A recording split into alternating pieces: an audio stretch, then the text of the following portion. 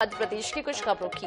तो पुलिस थाना मंदिर क्यों बनना? जी हां, मध्य प्रदेश में सरकारी जमीन पर धार्मिक स्थलों के निर्माण को लेकर फिर बहस छिड़ गई है। खासकर थाना परिसर में बने मंदिर को लेकर चर्चाएं तेज हो गई है। दरअसल हाईकोर्ट ने एक याचिका पर सुनवाई करते हुए इन परिसरों में मंदिर निर्माण पर रोक लगा दी। वहीं सरकार से सवाल भी किया है और करीब 4 महीने पहले भोपाल के अशोका गार्डन थाने में कांग्रेस ने प्रदर्शन कर इसको लेकर विरोध भी जताया था। लेकिन बड़ा सवाल तो यही है कि आखिर क्या सरकारी जमीन पर धार्मिक स्थलों का निर्माण जायज है? देखिए इस रिपोर्ट। परिसरों में मंदिर निर्माण पर रोक, हाईकोर्ट ने सरकार को दिया टोक, सीएस और डीजीपी को भी नोटिस। पहले भी इस पर गर्मा चुकी है पॉलिटिक्स। मध्य प्रदेश में जबलपुर हाईकोर्ट के एक फैसले ने लोगों में नई बहस छेड़ दी है। लोग चर्चा कर रहे हैं कि सरकारी जमीन पर धार्मिक स्थलों का निर्माण कितना जायज है, खासकर थानों में धार्मिक स्थलों का निर्माण होना चाहिए या नहीं।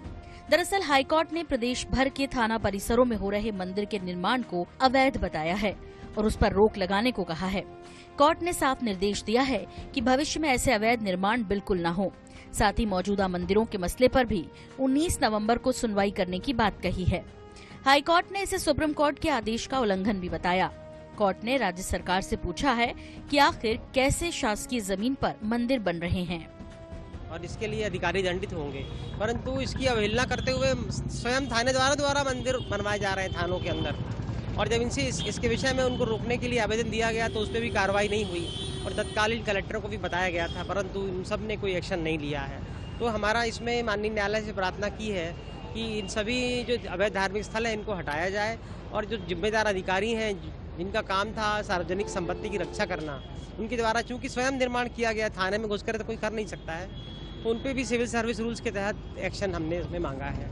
और माननीय न्यायालय ने इसके ऊपर रोक लगा दी है कि जो वर्तमान में ऐसे जो स्थल बनाए जा रहे हैं, मतलब निर्माणाधीन है, मतलब अंडर कंस्ट्रक्शन है, उन पर भी तत्काल प्रभाव से रोक लगा दी।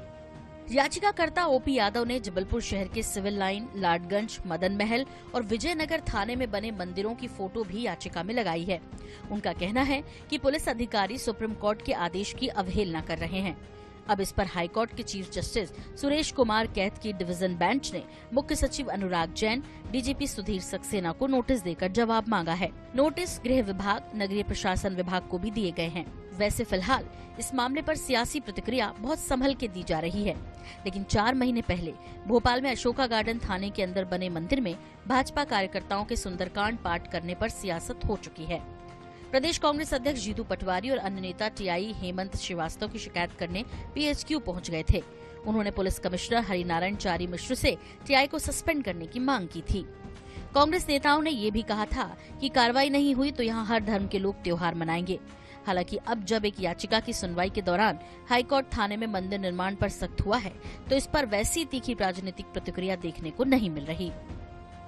सर, मंदिर को लेकर हाईकोर्ट ने आदेश दिया है कि थाना परिसर में मंदिर नहीं बनेगा। एआईसीसी देगी।